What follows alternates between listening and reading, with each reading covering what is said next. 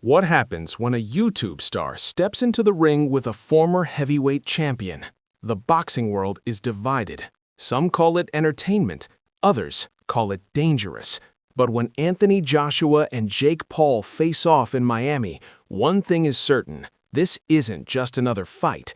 This is a collision between hype and heavyweight power, and the consequences, they could be brutal. Don't let me down. Don't let me down. Jump over, beat me up. Friday. Ready? Where's your 50 cal? Right there, home. I got the boxing glove. I think he's inspired a lot of kids for grassroots boxing gyms that were struggling to pay bills are now full because of people like Jake Paul. And for women's boxing, he's done amazing. It's women's rights to stand up and fight for equal right, and Jake's a pioneer of that. So he's done well on those two fronts. Let's go. Whole card stacked next Friday. Let's fucking get it. Whole card, movies. Come on. Stop playing, people. Look at this. Great. Look at this. Come on. Perfect. Thanks, guys. And I'm proud of y'all. I don't dislike Jake Paul. I'm just a competitor, and we could talk about the fight, what he learned, what I learned. And as I said, and I stand on it, I think there's room for us to do some good business because we're crossing over from USA to the UK.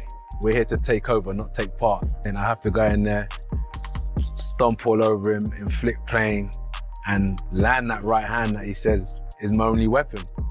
I know the energy in that building when you've got 15,000 people calling out for entertainment, calling out for power punches. I know I'm gonna deliver, I know Jake's gonna deliver. So the people in the venue are gonna be in for a good treat and they're gonna go home and say, what an event that was. You can bring the votes in, fellas. Huh? You had taller Votes in, shoes on it last week. You're shorter today. You're shorter today, bro. He's strong, bro. He's strong. Mommy, he's tricking me. Good. Thank you. Appreciate it. At the recent Miami press conference, Anthony Joshua didn't hold back. No smiles, no games. He made it crystal clear this is a professional test, not a spectacle. And for Jake Paul, the message was simple: you're stepping into my world now. You know how the game goes?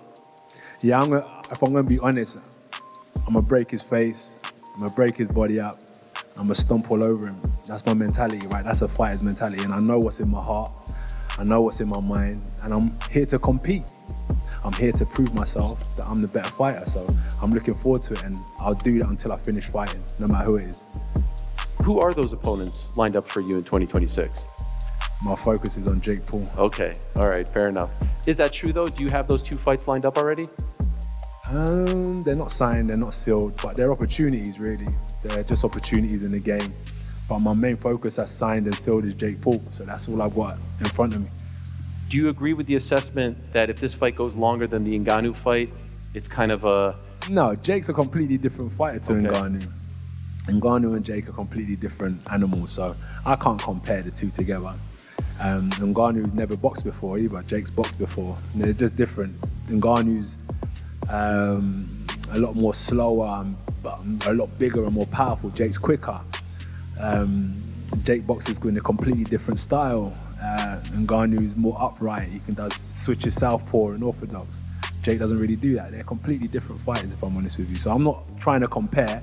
At the end of the day, it's just what happens at the end of the night.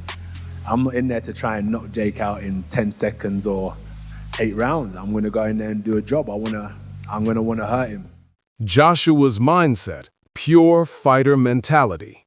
He's not comparing Paul to past opponents. He's treating him like any world-level contender, disciplined camp, sharp fundamentals, and a game plan designed to apply relentless pressure. In his words, I'm here to prove I'm the better fighter. I'm going in there, I can fight free. If he starts getting touched up and losing rounds, I think the cookie will crumble. Do you agree? Whatever he said. We'll see if the cookie crumbles. I don't know what to say. I'm confident in myself. like, I'm not focusing on him. I just know what I can do, and I can't wait to show it. I'm not gonna crumble. I'm solid. I've been through wars. And then came the clash of mindsets. Paul leaned into his trademark delusional optimism, promising to shock the world. But Joshua, stone-faced, unmoved. He's so confident, he even offered to put his chain on the line. This wasn't trash talk. This was warning. I like to challenge myself. I like to take on the biggest, the best. I said anyone, anytime, any place. I truly mean that.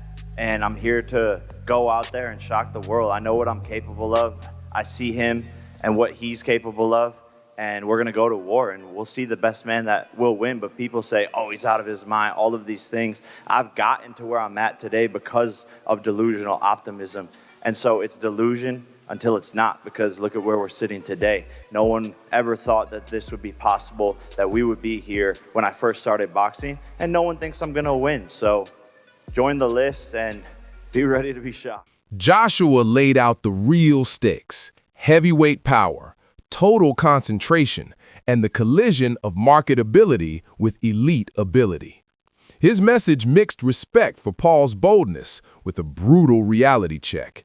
If Paul can't handle sustained pressure, the consequences won't just be physical, they'll be reputational, and they'll echo across the entire sport. And I don't know nothing, but one person would do what Jake is doing. And that's it. And I'm talking about the weight difference.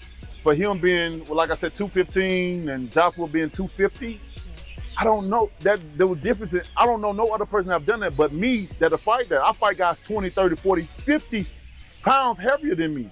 You know what I mean? But if it's not scripted then, do you think it's dangerous? It's dangerous no matter what. But it's not just Joshua issuing warnings. Deontay Wilder added a sobering layer of caution. He pointed out the massive weight gap, Paul entering around 215 pounds against Joshua's 250. Wilder's been there. He's fought heavier opponents his entire career. And his message, scripted or not, the danger is real. It's dangerous. It's dangerous.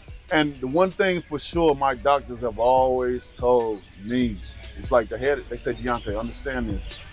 The head is not meant to be hit, you know? Because I always get, CAT scans and make sure the brain and stuff right and making my body right. And I always try to convince other fighters and stuff, go get MRIs, go get CAT scans, and go get all that, because your outside body may feel good. You may, I'm good. Especially after a fight, the adrenaline rush is still on. You don't feel nothing right now.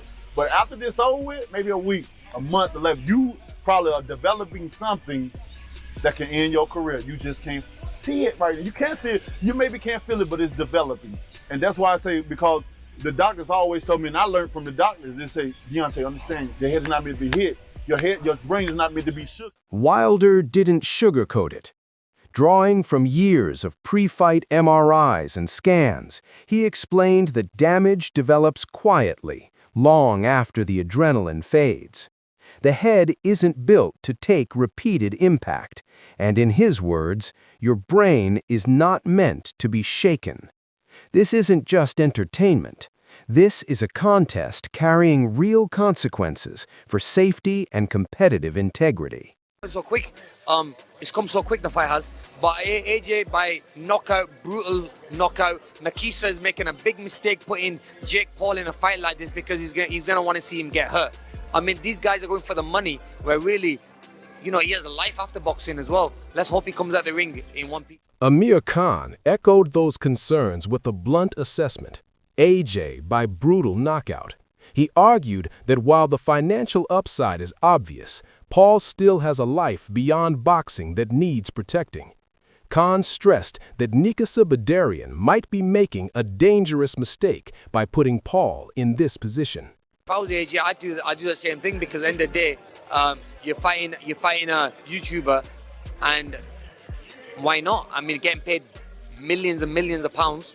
And why is Jake doing? Jake's just doing it for probably the fan following. Maybe he wants to get the boxing audience. But look, who knows? I mean, anything can happen in boxing. One punch can change the fight, but I just don't think he has that one punch to change the fight. It's just Jake. Khan broke down the motivations. Joshua sees a massive payday for a fight that favors him on paper. Paul, he's chasing influence, visibility, and the traditional boxing audience. But Khan's warning was clear. While anything can happen in boxing, Paul doesn't have the power or technical threat to change a fight against a heavyweight of Joshua's caliber. We had a deal with DAZN to allow AJ to take this fight. I'll be there promoting AJ. I won't be pushing and promoting the show like normal, but you'll see me. You'll see me all week, and I'll be around AJ like I am every fight week. And we're taking this very seriously. It's not like we're not going into this week in Miami as a laugh. We're not saying, oh, it's Jake Paul, this is going to be like, we're expecting a test, and we're expecting and preparing like we would if we were fighting a world-class heavyweight. I don't think you would expect anything less from AJ. He's not mucking around, he's not laughing and joking. You know, he's relaxed, but he knows he's fighting next week on a massive stage in a fight that's very important for his... Eddie Hearn, Joshua's promoter, reinforced the message. They're not treating Paul as a novelty. They're preparing with the same urgency they'd bring to any world title fight. Hearn's prediction, one clean shot from Joshua and it's over. And here's the kicker. Hearn made it clear the team expects a ruthless performance, not a cautious one. So here's where we stand. Anthony Joshua, a former world champion with knockout power and elite experience, versus Jake Paul, a YouTuber turned boxer with ambition but untested against this level of danger. The boxing world is watching. The stakes are real. And when they step into that ring in Miami, one question will be answered. Is Jake Paul ready for the consequences? This is FactVault, where we uncover the truth behind the hype.